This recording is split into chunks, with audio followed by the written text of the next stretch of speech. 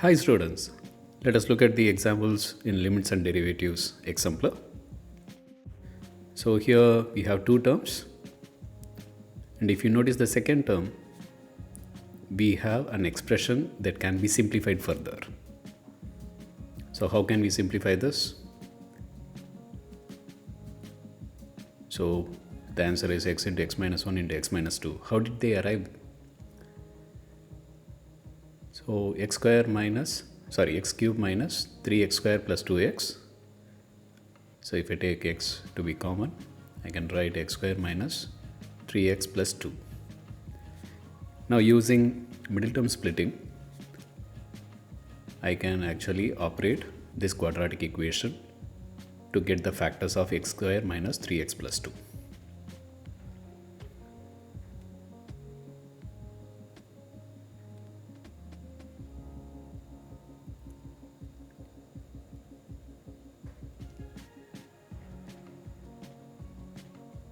So thus I end up getting x into x minus 1 into x minus 2, which is nothing but the denominator of second term.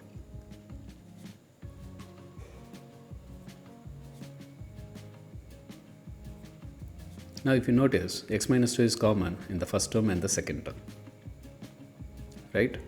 So what we need to do is just taking LCM of these two terms, we'll get the numerator what is shown, x into x minus 1 minus 2 into 2x minus 3.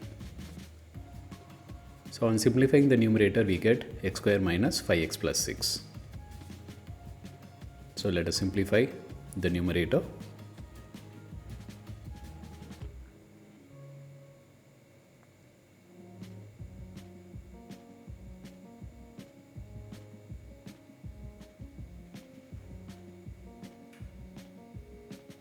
So here we get x square minus 5x plus 6. Now again, this x square minus 5x plus 6, this is a quadratic equation. So it has to be actually factorized using middle term splitting. Of course, there are various methods. You can even use quadratic equation method or quadratic formula method. But let us stick with middle term splitting, which is far easier for such quadratic equations with simple coefficients.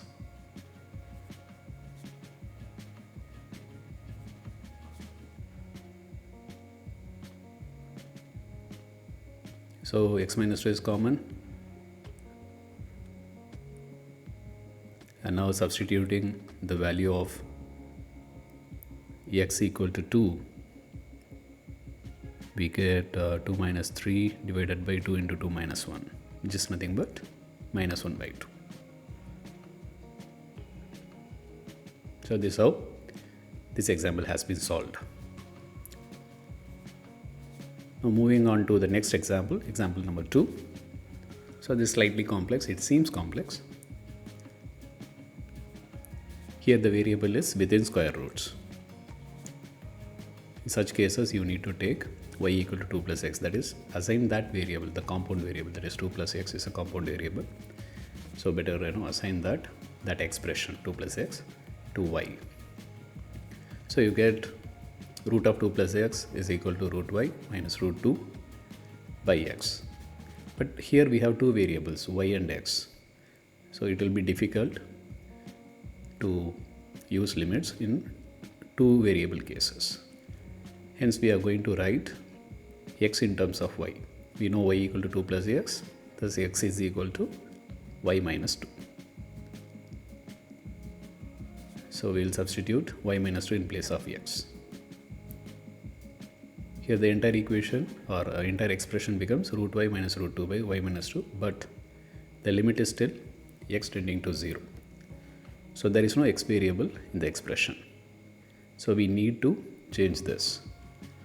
So if x tends to 0, y, which is nothing but 2 plus x, will become, or it tends to 2 plus 0. So thus y tends to 2.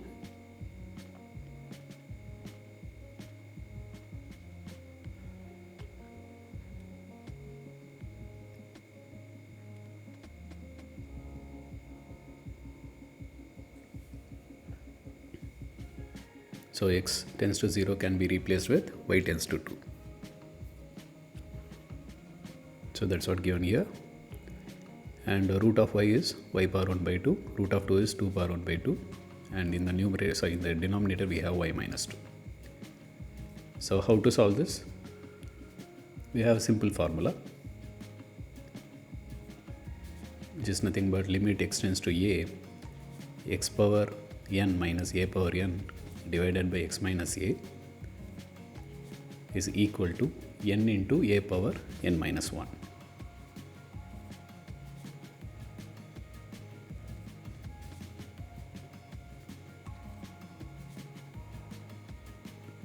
So in this case, a is 2, n is 1 by 2.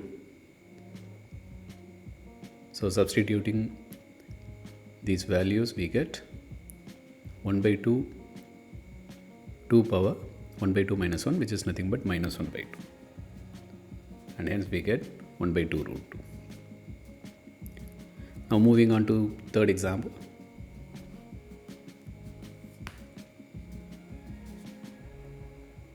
So this is a very curious sum. So like x tends to 3, x power n minus 3 power n by x minus 3 is 108. So we are going to use the same formula.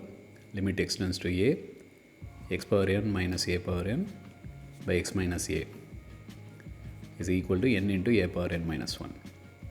However, the twist over here is we need to find the value of n. So we know the value of a, which is equal to 3, right? So this you can arrive only by trial and error. So you can write n into 3 power n minus 1. This is equal to 108. So you need to find the factors of 108 and see that two values, that is n and a power n minus 1, there also the n should be similar. So it is 4 into 27. So you end up with the same number 4, and hence n is equal to 4. So this purely you arrive by trial and error. Now example 4. So limit x tends to pi by 2 secant x minus tan x.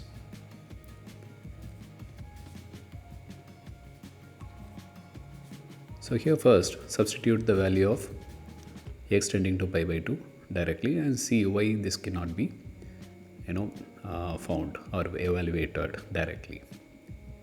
So secant pi by 2 minus tan pi by 2, it yields 1 by 0 minus tan pi by 2, it is undefined,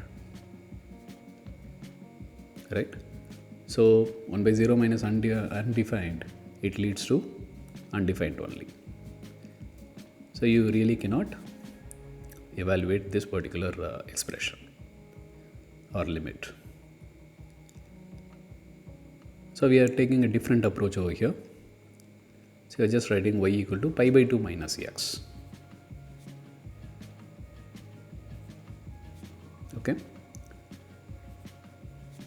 So if x tends to pi by 2 as given in the question, then y tends to pi by 2 minus pi by 2, which is equal to 0. So y tends to 0.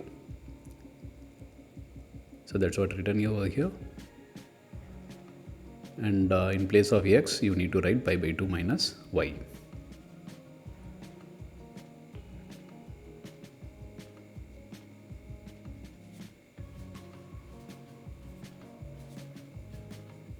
So secant x, I can write secant pi by 2 minus y.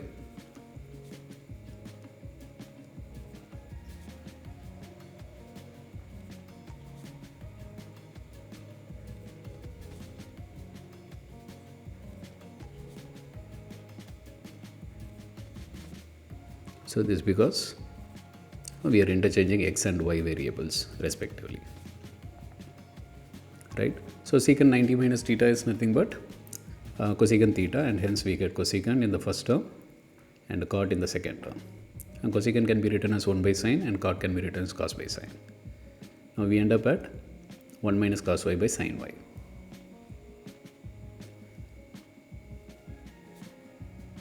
Here 1 minus cos y this can be further simplified. So this can be further simplified to 2 sine square y by 2. How did we get this?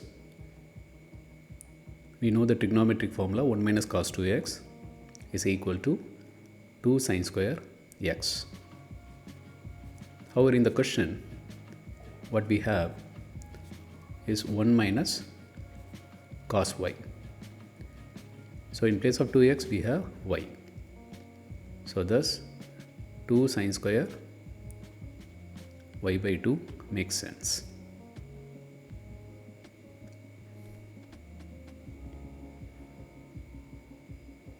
So 2x is replaced with y, and hence x will be equal to y by 2.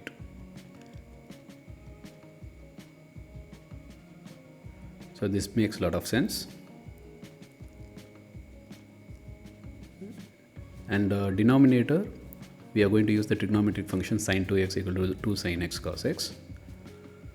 In place of 2x, you got y, and hence the result will be 2 sin y by 2 cos y by 2.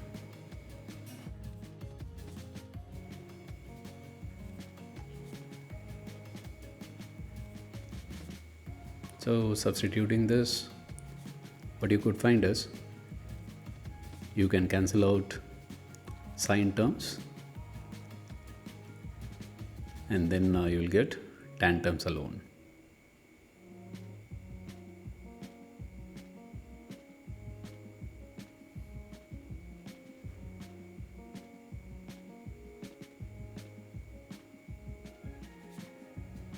So it will be limit y tends to 0, tan y by 2.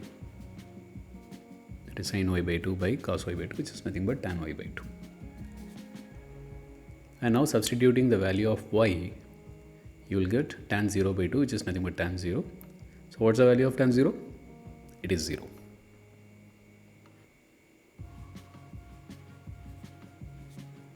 So you end up with the answer 0 over here.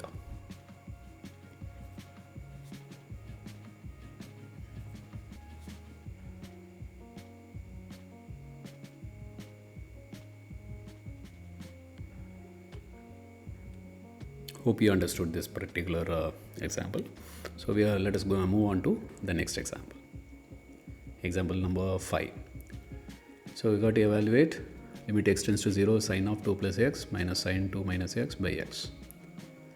So for the numerator, you can use trigonometric formulas or identities, you can call it as. So you got to be really thorough with trigonometric identities whenever you are solving such limits. So sin a minus sin b, you have an identity which is nothing but 2 cos a plus b by 2 sin a minus b by 2. You can refer your textbook summary in Trigonometric chapter. So here in place of a, you are going to write 2 plus x. In place of b, it will be 2 minus x. So here a, and this is b, a plus b. And here also a, and here we got b. Notice the change in sign because we are subtracting. Now we get 2 cos 2 sin x by x.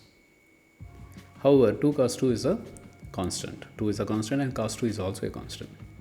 So we are taking that out.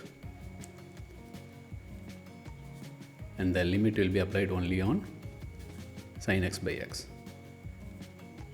So you know the formula, limit x tends to 0, sin x by x is equal to 1. So thus you end up with the answer 2 cos 2. Hope you understood this. Thank you.